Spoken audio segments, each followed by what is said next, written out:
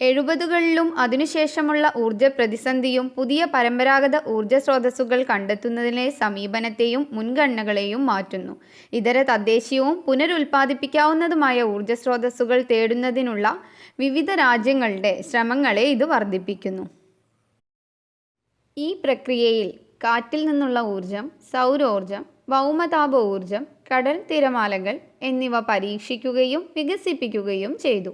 വിവിധ രാജ്യങ്ങളിലെ പാരമ്പര്യേതര ഊർജ സ്രോതസ്സുകളെ ആശ്രയിച്ച് ആവശ്യങ്ങൾ ഓരോന്നായി നടപ്പാക്കുന്നു.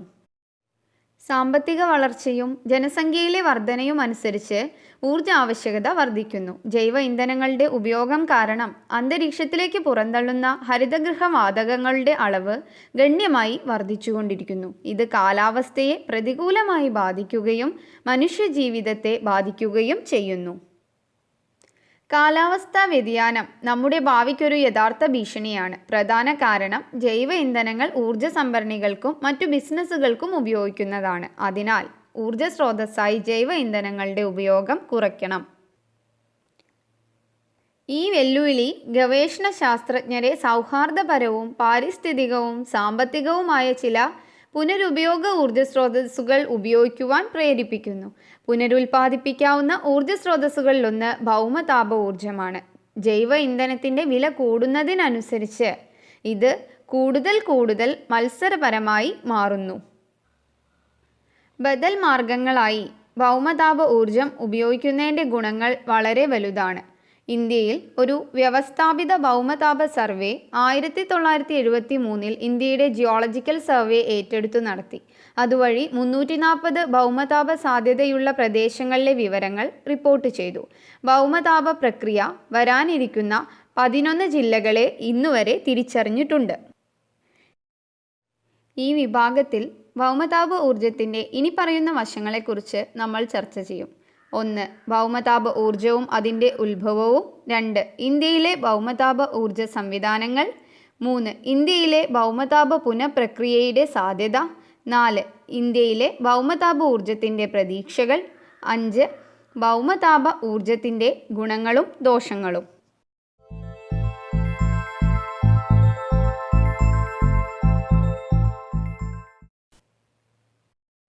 ഭൗമതാപ ഊർജവും അതിൻ്റെ ഉത്ഭവവും.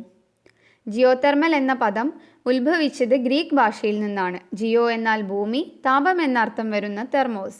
ഭൗമതാപം എന്നത് ഭൂമിയിൽ ഉൽപ്പാദിപ്പിക്കുകയും സംഭരിക്കുകയും ചെയ്യുന്ന താപോർജമാണ്. ഗ്രഹത്തിൻ്റെ യഥാർത്ഥ രൂപവൽക്കരണം, ധാതുക്കളുടെ റേഡിയോ ആക്റ്റീവ് ക്ഷയം, അഗ്നിപർവ്വത പ്രവർത്തനങ്ങൾ, ഭൂമിയുടെ ഉപരിതലത്തിൽ ആഗിരണം ചെയ്യപ്പെടുന്ന സൗരോർജം എന്നിവയിൽ നിന്നുമാണ് ഭൂമിയിൽ ഭൗമതാപ ഊർജം ഉത്ഭവിക്കുന്നത്. ഭൗമതാപ ഗ്രേഡിയൻറ്റ്. ഇത് ഗ്രഹത്തിൻ്റെ കാമ്പ് തമ്മിലുള്ള താപനിലയിലെ വ്യത്യാസമാണ്. ഇത് താപ ഊർജത്തിൻ്റെ തുടർച്ചയായ ചാലകത്തെ കാമ്പിൽ നിന്ന് ഉപരിതലത്തിലേക്കുള്ള താപത്തിൻ്റെ രൂപത്തിലേക്ക് നയിക്കുന്നു. 400 താപ നീരുറവകൾ ഇന്ത്യയിൽ സംഭവിക്കുന്നു എന്ന് അറിയപ്പെടുന്നു. അതായത് ഓറോജനിക് പ്രവർത്തനത്തിൻ്റെ ഫലമായുള്ള ഹിമാലയ പർവ്വതം, നോൺ ഓറോജനിക്കായ പെനിൻസുലാർ പ്രവിശ്യ എന്നിവ.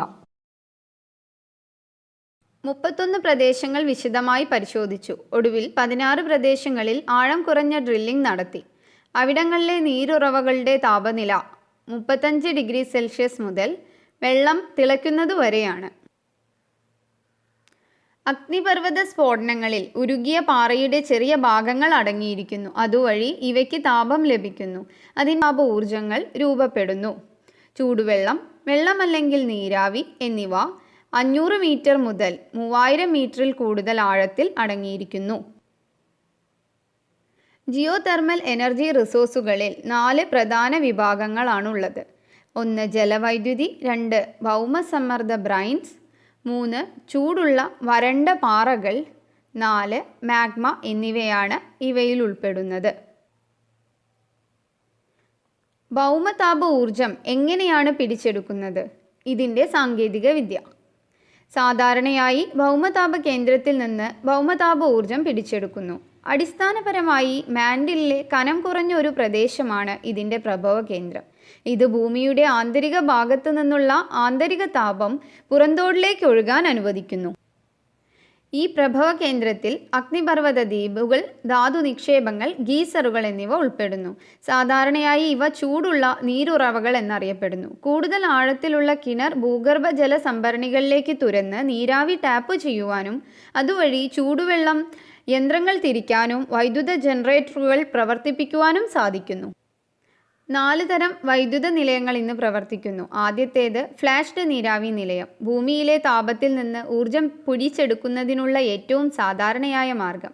സ്വാഭാവികമായി ഉണ്ടാകുന്ന ജലതാപ സംവഹന സംവിധാനത്തിലേക്ക് ടാപ്പ് ചെയ്യുക എന്നതാണ് ഇതിലുള്ളത്. അവിടെ ഭൂമിയിലെ പുറന്തോടിലേക്ക് ഒഴുകുന്ന തണുത്ത വെള്ളം ചൂടാവുകയും അത് ഉപരിതലത്തിലേക്ക് ഉയരുകയും ചെയ്യുന്നു. ചൂടു നീരുറവകളിൽ നിന്ന് ചൂടാക്കിയ വെള്ളം ഉപരിതലത്തിലെത്തുന്നു. ആ നീരാവി പിടിച്ചെടുത്ത് വൈദ്യുത ജനറേറ്റർ പ്രവർത്തിപ്പിക്കാൻ ഉപയോഗിക്കുന്നു. ഇത് താരതമ്യേന ലളിതമായ കാര്യമാണ്. ജിയോതാപ വൈദ്യുത നിലയങ്ങൾ സജ്ജീകരിക്കാൻ വേണ്ടി കൂടുതൽ ഫലപ്രദമായി നീരാവി പിടിച്ചെടുക്കാനും വൈദ്യുത ജനറേറ്റർ പ്രവർത്തിപ്പിക്കാനും പാറയിലേക്ക് ദ്വാരങ്ങൾ തുറക്കുന്നു. ചൂടു നീരുറവയിൽ നിന്ന് നീരാവി പോലെ വെള്ളം പുറത്തോട്ട് വന്നാൽ അത് നേരിട്ട് ഉപയോഗിക്കാം. അവിടെയാണ് ചൂടുവെള്ളം ഒരു ഫ്ലാഷ്ഡ് സംവിധാനമായി ഉപയോഗിക്കാൻ കഴിയുക. ആവി ബാഷ്പീകരിക്കപ്പെടുകയും വീണ്ടും വെള്ളമായി പരിവർത്തനം ചെയ്യപ്പെടുകയും ചെയ്യുന്നു. അത് റിസർവോയറിലേക്ക് തിരികെ പോകുന്നു. ഫ്ലാഷ്ഡ് നീരാവി നിലയം ലോകമെമ്പാടും വ്യാപകമായി വിതരണം ചെയ്യുന്നു. രണ്ടാമത്തേത് വരണ്ട നീരാവി പ്ലാന്റ്. സാധാരണയായി വരണ്ട നീരാവിയുടെ പ്രധാന ഉറവിടം ഗിയറുകളാണ്. കൂടുതൽ നീരാവിയും കുറച്ച് വെള്ളവും ഉൽപ്പാദിപ്പിക്കുന്ന ഭൗമതാപ സംഭരണികൾ വൈദ്യുതി ഉൽപ്പാദന സംവിധാനങ്ങളിൽ ഉപയോഗിക്കുന്നു. ജലസംഭരണിയിൽ നിന്നുള്ള നീരാവി പുറത്തേക്ക് പോകുമ്പോൾ അതൊരു റോക്ക് ക്യാച്ചറിലൂടെ നീരാവി അയച്ചതിനു ശേഷം യന്ത്രം തിരിക്കാൻ ഉപയോഗിക്കുന്നു. റോക്ക് ക്യാച്ചർ യന്ത്രത്തെ പാറകളിൽ നിന്ന് സംരക്ഷിക്കുകയും അതുവഴി നീരാവി പുറത്തുവിടുകയും ചെയ്യുന്നു. മൂന്നാമത് ബൈനറി ഊർജ്ജ നിലയം. ഇത്തരത്തിലുള്ള ഊർജ്ജ നിലയത്തിൽ ഭൗമതാപ ജലം ഒരു ചൂട് എക്സ്ചേഞ്ചറിലൂടെ കടന്നു പോകുന്നു. അവിടെ താപം ദ്വിതീയ ദ്രാവകത്തിലേക്ക് മാറ്റപ്പെടുന്നു. അതായത് ഐസോബ്യൂട്ടീൻ, ഐസോപെൻറ്റീൻ അല്ലെങ്കിൽ അമോണിയ ജലമിശ്രിതം. ഇവ അടുത്തുള്ള പ്രത്യേക കുഴലിൽ കാണപ്പെടുന്നു. ദ്വിതീയ ദ്രാവക പ്രവർത്തന ഫ്ലൂയിഡ് സംവിധാനം കാരണം ഇതിനെ ഒരു ബൈനറി ഊർജ്ജ നിലയം എന്ന് വിളിക്കുന്നു. ദ്വിതീയ ദ്രാവകത്തെ പ്രവർത്തന ദ്രാവകമെന്നും അറിയപ്പെടുന്നു. ഇതിന് വെള്ളത്തേക്കാൾ കുറഞ്ഞ തിളനിലയാണുള്ളത്. ചൂടുവെള്ളത്തിൽ നിന്ന് ചൂട് ലഭിക്കുന്നതിനാൽ ഇത് നീരാവിയായി മാറുന്നു. യന്ത്രങ്ങൾ തിരിക്കാൻ പ്രവർത്തിക്കുന്ന ദ്രാവകത്തിൽ നിന്നുള്ള നീരാവി ഉപയോഗിക്കുന്നു. അതിനാൽ താപനില ഗ്രേഡിയൻ്റ് കുറവുള്ള ഭൗമതാപ ബൈനറി സംവിധാനം ഉപയോഗപ്രദമാണ്. കാരണം ഈ സംവിധാനം പൂർണ്ണമായും അടച്ച ഒന്നാണ്.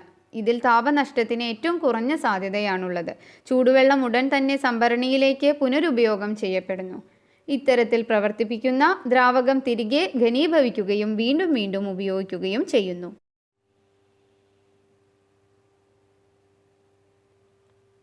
നാലാമത് സങ്കര ഇനം ഊർജ്ജ നിലയങ്ങൾ. ചില ഭൗമതാപ പ്രദേശങ്ങൾ ചുട്ടുതിളയ്ക്കുന്ന വെള്ളവും നീരാവിയും ഉൽപ്പാദിപ്പിക്കുന്നു. അവ വൈദ്യുതി ഉൽപ്പാദനത്തിനും ഉപയോഗിക്കുന്നു. ഈ ഊർജ്ജ ഉൽപ്പാദന സമ്പ്രദായത്തിൽ ഫ്ലാഷ്ഡും ബൈനറി സംവിധാനവും സംയോജിപ്പിച്ച് നീരാവി, ചൂടുവെള്ളം എന്നിവ ഉപയോഗപ്പെടുത്തുന്നു.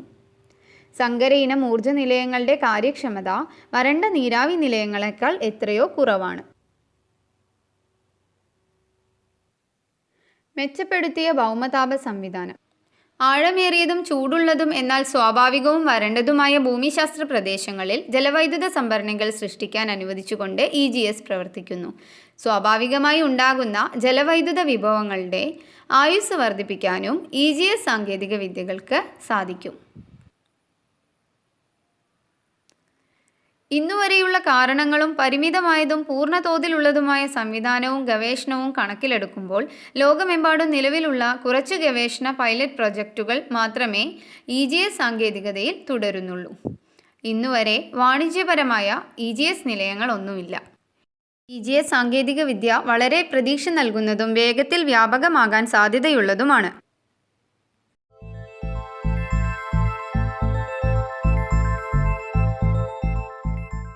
എൻതാൽപ്പി സ്വഭാവ സവിശേഷതകളുടെ അടിസ്ഥാനത്തിൽ ഇന്ത്യയിലെ ഭൗമതാപ സംവിധാനങ്ങളെ ഇടത്തരം എൻതാൽപ്പി എന്നും, അതായത് 100°C മുതൽ 200°C വരെ, ലോ എൻതാൽപ്പി എന്നാൽ 100°C താഴെയുള്ളത് എന്നിങ്ങനെ ഭൗമതാപ സംവിധാനങ്ങളെ തരംതിരിക്കാവുന്നതാണ്. ഇവ താഴെ വിവരിച്ചിരിക്കുന്നു. ഇടത്തരം എൻതാൽപ്പി ഭൗമതാപ ഊർജ സംവിധാനം. ഇടത്തരം എൻതാൽപ്പി ഭൗമതാപ ഊർജ സംഭരണികൾ ഇനി പറയുന്നവയുമായി ബന്ധപ്പെട്ടിരിക്കുന്നു. ഹിമാലയത്തിലെ താരതമ്യേന പുതിയ ഗ്രാനൈറ്റ് ഇൻട്രൂസീവ്സ്, അതായത് പ്യൂഗ ചുമ്മാത്തം, പാർവതി, ബിയാസ്, സത്ലജ് വാലി എന്നിങ്ങനെയുള്ള ഭൗമതാപ പ്രദേശങ്ങൾ. പ്രധാന ടെക്ടോണിക് സവിശേഷതകൾ അല്ലെങ്കിൽ ലിനിയമൻ കാണപ്പെടുന്ന മഹാരാഷ്ട്രയിലെ വെസ്റ്റ് കോസ്റ്റ് പ്രദേശങ്ങളായ സെൽബർത്തി താപിയിലെ നർമ്മദ താപി ലിനിയമൻ മേഖല, മഹാരാഷ്ട്രയിലെ സത്പുര പ്രദേശങ്ങൾ, ഛത്തീസ്ഗഡിലെ തട്ടപാണി, ബീഹാറിലെ രാജ്ഗീർ മുഖ്യാർ എന്നിവയും ജാർഖണ്ഡിലെ തട്ടയും ജറാമും, ഒറീസയിലെ കിഴക്കൻ ഘട്ട, ട്രാക്സ് തുടങ്ങിയവയും ഇവയിൽ ഉൾപ്പെടുന്നു. ദാമോദർ, ഗോദാവരി, മഹാനദി താഴ്വരകളിലെ ഗോഡ്വാന നദീതടങ്ങളുടെ വിള്ളലുകളും ഗ്രാബൻസും, പടിഞ്ഞാറൻ തീരത്തെ ഗ്രാബൈൻ, കാംബെ തടങ്ങളിൽ കാണപ്പെടുന്ന ക്വാട്ടർണറി, ടെർഷ്യറി അവശിഷ്ടങ്ങളും. ലോ എൻതാൽപ്പി ഭൗമതാപ ഊർജ സംവിധാനം. ലോ എൻതാൽപ്പി ഭൗമതാപ ഊർജ സംവിധാനങ്ങൾ താഴെ പറയുന്നവയുമായി ബന്ധപ്പെട്ടിരിക്കുന്നു. 1. തൃതീയ ടെക്ടോണിസവും നിയോ ടെക്ടോണിക് പ്രവർത്തനങ്ങളും. 2. പ്രാദേശികവൽക്കരിച്ച അസാധാരണമായ താപപ്രവാഹമുള്ള ഷീൽഡ് പ്രദേശങ്ങൾ. ഇത് സാധാരണയായി വളരെ കുറവാണ്. ഇന്ത്യയിലെ ഭൗമതാപ പ്രവിശ്യകൾ. ഭൂപ്രകൃതിശാസ്ത്രമനുസരിച്ച് ഇന്ത്യയെ 3 വ്യത്യസ്ത ഭൂമിശാസ്ത്ര യൂണിറ്റുകളായി തരംതിരിച്ചിരിക്കുന്നു. അതായത് അധിക പെനിൻസുലാർ പ്രദേശം, ഇന്തോ ഗംഗാ സമതലവും പെനിൻസുലാർ പ്രദേശവും. ആർക്കിയൻ മുതൽ ഹോളോസീൻ വരെയുള്ള പ്രായത്തിലുള്ള പലതരം പാറകൾ ഈ ഭൂമിശാസ്ത്രപരമായ യൂണിറ്റുകളിൽ കാണപ്പെടുന്നു. നിർദ്ദിഷ്ട ജിയോ ടെക്ടോണിക് സജ്ജീകരണങ്ങളിൽ അതുപോലെ അവയുടെ അടിസ്ഥാനത്തിൽ താപനീരുറവകളെ തരംതിരിച്ചിട്ടുണ്ട്. അവ വിവിധ ഭൗമതാപ പ്രവിശ്യകളിൽ കാണപ്പെടുന്നു. വരാനിരിക്കുന്ന ഭൗമതാപ പ്രവിശ്യകളെ തിരിച്ചറിയാൻ ഉപയോഗിച്ച ഭൂമിശാസ്ത്രപരവും ഘടനാപരവുമായ മാനദണ്ഡങ്ങൾ ഇനി പറയുന്നവയാണ്. ഓറോജനിക് ബെൽറ്റ് കാണപ്പെടുന്നു. അത് സീനോസോയിക് മടക്കലുകൾക്കും ഉയർച്ചകൾക്കും വിധേയമാകുന്നു എന്നത്. നോൺ ഓറോജനിക് ബെൽറ്റിലെ ടെർഷ്യറി അല്ലെങ്കിൽ ക്വാട്ടർണറി കാലത്തെ ഉയർച്ചയുമായി ബന്ധപ്പെട്ട ഘടനാപരമായ താഴ്ച അല്ലെങ്കിൽ ഗ്രബണുകൾ. ഓറോജനിക് ബെൽറ്റുകളിലെ ക്വാട്ടർണറി ഉയർച്ച ആഴത്തിലുള്ള സ്ഥിരസ്ഥിതി മേഖലകളുമായി ബന്ധപ്പെട്ടത്. അടുത്ത കാലത്തെ ഭൂകമ്പവുമായി ബന്ധപ്പെട്ട വളരെ താഴ്ചയുള്ള വിള്ളൽ മേഖലകൾ ടെർഷ്യറി അല്ലെങ്കിൽ ക്വാട്ടർണറി അഗ്നിപർവ്വത പ്രവർത്തനങ്ങളുമായി ബന്ധപ്പെട്ട മേഖലകളിലും കാണപ്പെടുന്നു. ഭൗമതാപ ഊർജത്തിൻ്റെ ഉപയോഗങ്ങൾ. വാസ്തവത്തിൽ ഭൗമതാപ ഊർജം എന്നത് താപത്തിൻ്റെ ഏറ്റവും പുരാതനമായ പ്രകൃതി വിഭവങ്ങളിൽ ഒന്നാണ്. റോമൻ കാലഘട്ടത്തിൽ ഭൂമിയിൽ നിന്നുള്ള ഈ ചൂട് തീക്കു പകരം കിടപ്പുമുറികൾ ചൂടാക്കാനും അല്ലെങ്കിൽ കുളിക്കാൻ ചൂടുവെള്ളത്തിനും പകരമായി ഉപയോഗിച്ചിരുന്നു. നിലവിൽ പ്രധാനമായും ഭൗമപാളികളുടെ അരികുകളിൽ വൈദ്യുതി ഉൽപ്പാദിപ്പിക്കുന്നതിനുള്ള ഒരു സ്രോതസ്സായി ഇത് ഉപയോഗിക്കുന്നു. വൈദ്യുതോൽപാദനത്തിനും നേരിട്ടുള്ള ഉപയോഗത്തിനും പ്രാധാന്യമർഹിക്കുന്ന ഭൗമതാപ ഊർജത്തിൻ്റെ പൊതു സവിശേഷതകൾ ഇനി പറയുന്നു. വിപുലമായ ആഗോള വിതരണവും ഇതിൽ ഉൾപ്പെടുന്നു. വികസ്വര രാജ്യങ്ങളിലേക്ക് ഇവ ഉപയോഗപ്പെടുത്താവുന്നതാണ്. പരിസ്ഥിതി സൗഹൃദ സ്വഭാവം. സൾഫർ, കാർബൺ ഡയോക്സൈഡ്, മറ്റ് ഹരിതഗൃഹ വാതകങ്ങൾ എന്നിവ ഇവയ്ക്ക് പൊതുവെ കുറവാണ്. തദ്ദേശീയമായി രൂപപ്പെട്ടത്. ബാഹ്യവിതരണ ആവശ്യങ്ങൾ, വിനിമയ നിരക്കുകളിലെ ഏറ്റക്കുറച്ചിലുകൾ എന്നിവയിൽ നിന്നും ഇത് സ്വതന്ത്രമാണ്. അതുപോലെ കാലാവസ്ഥയോ ഋതുക്കളോ ഇവയെ ബാധിക്കുന്നില്ല. വൈവിധ്യമാർന്ന ഊർജ സ്രോതസ്സുകളുടെ വികസനത്തിനുള്ള സംഭാവനയും ഇവ നൽകുന്നു. ശ്രേണി സംഭവ വികാസങ്ങളിലും അല്ലാതെയും ഭൗമതാപ ഊർജം വളരെ ഫലപ്രദമായി ഉപയോഗിക്കാൻ കഴിയും. മാത്രമല്ല ഇത് ഗ്രാമീണ വൈദ്യുതീകരണ പദ്ധതികളിൽ ഉപയോഗപ്രദമാണ്. വൈദ്യുതോൽപാദനം മുതൽ നേരിട്ടുള്ള താപം വരെയുള്ള ഒരു വലിയ ശ്രേണിയായി ഇത് ഉപയോഗിക്കുന്നു. കുറഞ്ഞ താപനില വിഭവങ്ങളും കാസ്കേഡ് രീതികളും കൊണ്ട് സാധ്യമായ രീതിയിൽ ഉപയോഗിക്കുന്നു. ഉയർന്ന താപനില പ്രയോഗങ്ങളിൽ നിന്ന് ശേഷിക്കുന്ന ചൂടുവെള്ളം കാസ്കേഡ് രീതിക്ക് ഉപയോഗിക്കുന്നു. ഉദാഹരണത്തിന് താഴ്ന്ന താപനില പ്രക്രിയകളിൽ വൈദ്യുതി ഉൽപ്പാദിപ്പിക്കുന്നത്. കൂടുതൽ ഊർജം ഉൽപ്പാദിപ്പിക്കുന്നതിനുള്ള ബൈനറി സംവിധാനങ്ങളും അതുപോലെ കുളിക്കാനും നീന്തൽ പോലുള്ള നേരിട്ടുള്ള താപ ഉപയോഗങ്ങളും ഇവയിൽ ഉൾപ്പെടാം. മാത്രമല്ല ജില്ലാ താപീകരണം, സ്പേസ് ചൂടാക്കൽ, ഹരിതഗൃഹവും തുറന്ന നിലം ചൂടാക്കലും, വ്യാവസായിക പ്രക്രിയയിലെ ചൂടാക്കൽ, ജലകൃഷിയുടെ കുളവും റേസ് വഴികൾ ചൂടാക്കലും, കാർഷിക വസ്തുക്കൾ ഉണക്കൽ തുടങ്ങിയവയെല്ലാം ഇവയിൽ ഉൾപ്പെടുന്നു.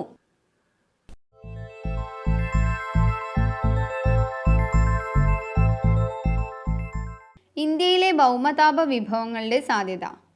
ഇന്ത്യയുടെ ഭൗമശാസ്ത്രപരമായ സർവേയിലൂടെ ഹിമാലയത്തിലെ പ്യൂഗ, ചുമാതാങ്, മണിക്കരൻ, അതുപോലെ തട്ടപ്പാനി, പടിഞ്ഞാറൻ തീരത്തെ ഇന്ത്യൻ പെനിൻസുലാർ മേഖലയിലെ ചില ഭൗമതാപ പ്രവിശ്യകളിലെ നിലവിലുള്ള കുഴൽക്കിണർ പ്രദേശങ്ങളെ അടിസ്ഥാനമാക്കി ഇതുവഴിയുള്ള ഊർജം ഏകദേശം 10,000 മെഗാവാട്ടിൻ്റെ ക്രമത്തിലാണെന്ന് കണക്കാക്കി. എന്നിരുന്നാലും യഥാർത്ഥ കണക്കെടുപ്പിന് ജലസംഭരണ പാറകളുടെ ഘടകങ്ങൾ കൂടി കണക്കാക്കേണ്ടതുണ്ട്. മുകളിലുള്ള കണക്കെടുപ്പുകൾ ഏറ്റവും കുറഞ്ഞ രീതിയിലുള്ളതാണ്. പ്യൂഗയിലെയും ചുമാതാങ്ങിലെയും താപ ബഹിർഗമനങ്ങൾ 2004 മാർച്ച് മാസത്തിലാണ് കണക്കാക്കിയത്. ഒരൊറ്റ കുഴൽ കിണറിൽ നിന്ന് അളക്കുന്ന ബഹിർഗമനങ്ങൾ പ്യൂഗയിൽ 30 മുതൽ 40 LS വരെയും ചുമാതാങ്ങിൽ ഏകദേശം 15 LS ആണ്. 10 മുതൽ 15 ചതുരശ്ര കിലോമീറ്റർ വരെ വിസ്തൃതിയുള്ള പ്യൂഗ താഴ്വരയിൽ അത്തരം 10-ലധികം ഡിസ്ചാർജ് പോയിന്റുകളുണ്ട്. ഉപരിതല താപനില 95 ഡിഗ്രി സെൽഷ്യസ് ആയി കണക്കാക്കുകയാണെങ്കിൽ ഭൂഗർഭ താപ സാധ്യത ഏകദേശം 5000 മെഗാവാട്ട് ആയിരിക്കും. ശേഖരിച്ച ബഹിർഗമനങ്ങൾ പരിഗണിക്കുകയാണെങ്കിൽ ഈ സാധ്യതകൾ റിപ്പോർട്ട് ചെയ്തതിനേക്കാൾ വളരെ കൂടുതലായിരിക്കും. തട്ടപ്പാണി ഭൗമതാപ മേഖലയ്ക്ക് 1 മെഗാവാട്ടിൻ്റെ ശേഷിയുണ്ടെന്ന് ഇതിനകം കണക്കാക്കപ്പെട്ടിട്ടുണ്ട്. വൈദ്യുതിക്ക് പുറമെ ഭക്ഷ്യ വ്യവസായങ്ങളെ സഹായിക്കാൻ ഹിമാലയൻ ഭൂഗർഭ ഊർജ വിഭവങ്ങൾ ഏറ്റവും അനുയോജ്യമാണ്. താഴ്ന്ന മധ്യൻ ഹിമാലയൻ പ്രദേശങ്ങളിൽ ആപ്പിൾ, പിയർ, പീച്ച്, ബദാം, പ്ലം, വാൾനട്ട്, സിട്രസ്, മാമ്പഴം, മുന്തിരി തുടങ്ങിയ വിവിധ തരം പഴങ്ങൾ വളർത്തുവാൻ അനുയോജ്യമായ കാർഷിക കാലാവസ്ഥയാണ് ഉള്ളത്. ഹിമാചൽ പ്രദേശിൽ മാത്രം 2000 ചതുരശ്ര കിലോമീറ്റർ വിസ്തീർണമുള്ള കൃഷിസ്ഥലത്ത് ഫലവൃക്ഷങ്ങളും എല്ലാത്തരം പഴങ്ങളും ഏകദേശം 5000-ഓളം മെഗാ ടൺ ഓരോ വർഷവും ഉൽപ്പാദിപ്പിക്കുന്നുണ്ട്. മാത്രമല്ല വാർഷിക വളർച്ചാ നിരക്ക് 15% കൂടുതലുമാണ്. ഭക്ഷ്യ സംസ്കരണ വ്യവസായങ്ങൾ MFP 2001 പ്രകാരം $30 ബില്യൺ മൂല്യമുള്ള നിക്ഷേപാവസരങ്ങൾ സൃഷ്ടിച്ചു. ഭൗമതാപ ഊർജ്ജം ഉപയോഗിക്കുന്നതിലൂടെ മൂല്യവർദ്ധിത ഭക്ഷ്യോൽപാദനത്തിൽ ലോക നേതൃത്വത്തിൽ വരാൻ ഇന്ത്യക്കാകും.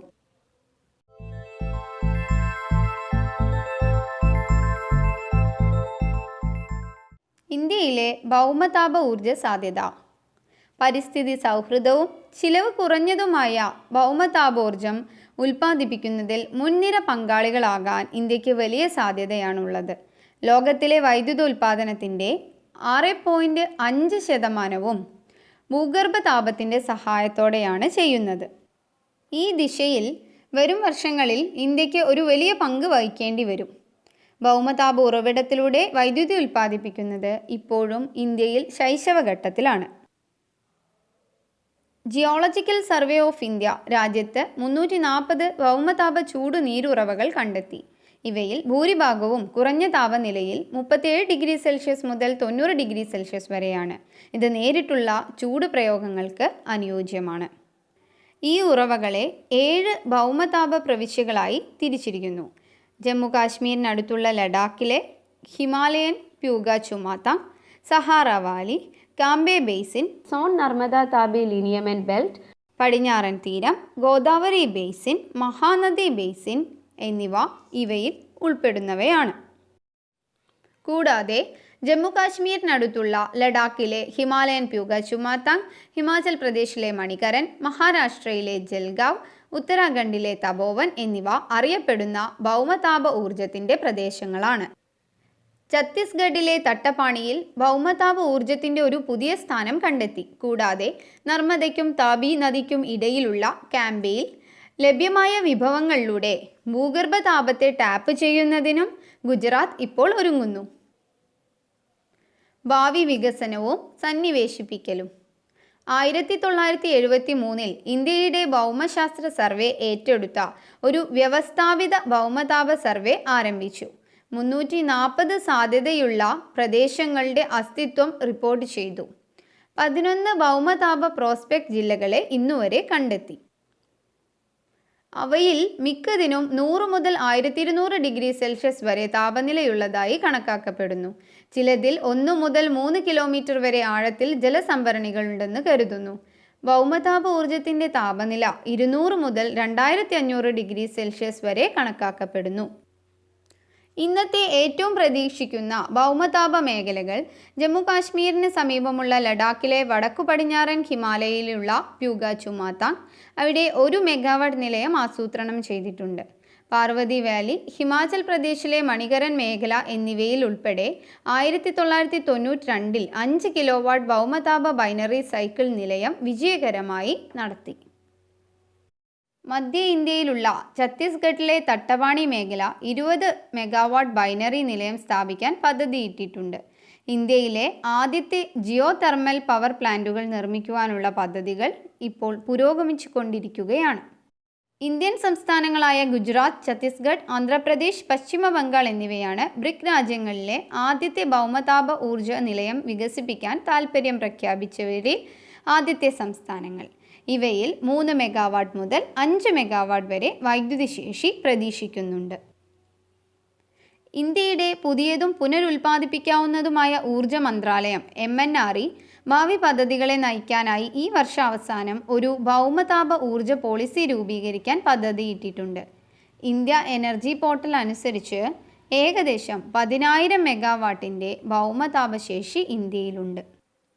മധ്യ ഇന്ത്യയിലെ ഏറ്റവും പ്രതീക്ഷ നൽകുന്ന ഭൗമതാപ ശേഖരമാണ് തട്ടപാണി ഭൗമതാപ മേഖല. തട്ടപാണിയിലെ ഭൗമതാപ ശേഖരം ഏറ്റെടുക്കുന്നതിനുള്ള പ്രവർത്തനങ്ങൾ കഴിഞ്ഞ 30 വർഷമായി നടക്കുന്നു. റിപ്പോർട്ടുകൾ പ്രകാരം ഇന്ത്യക്കായുള്ള ആദ്യത്തെ ഭൗമതാപ ഊർജ പ്രൊജക്റ്റ് ഛത്തീസ്ഗഡിലുള്ള തട്ടപാണിയിൽ സ്ഥാപിക്കുവാനാണ് തീരുമാനിച്ചിരിക്കുന്നത്.